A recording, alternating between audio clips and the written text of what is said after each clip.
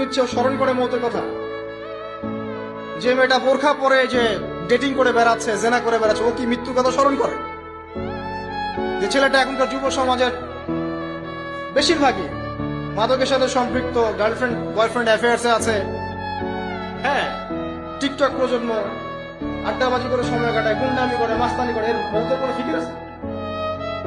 মৃত্যুর কথা কে স্মরণ করে এখন? মানুষ তো চলাফেরা করে এমন ভাবে যে কোনোদিন মরবেই না। কে স্মরণ করে?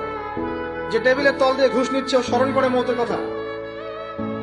যে মেয়েটা বোরখা পরে যে ডেটিং করে বেড়াচ্ছে, জেনা করে বেড়াচ্ছে, ও কি মৃত্যুর কথা স্মরণ করে?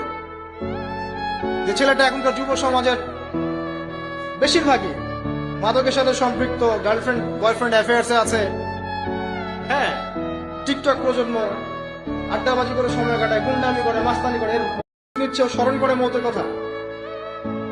যে মেয়েটা বোরখা পরে যে ডেটিং করে বেড়াচ্ছে, জেনা করে বেড়াচ্ছে, ও কি মৃত্যুর কথা স্মরণ করে?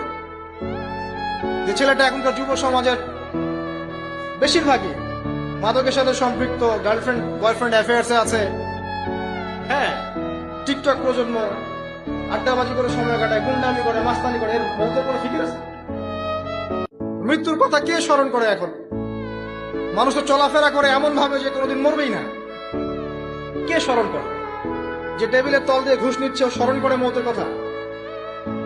যে মেয়েটা বোরখা পরে যে ডেটিং করে বেড়াচ্ছে, জেনা করে বেড়াচ্ছে, ও কি মৃত্যুর কথা স্মরণ করে?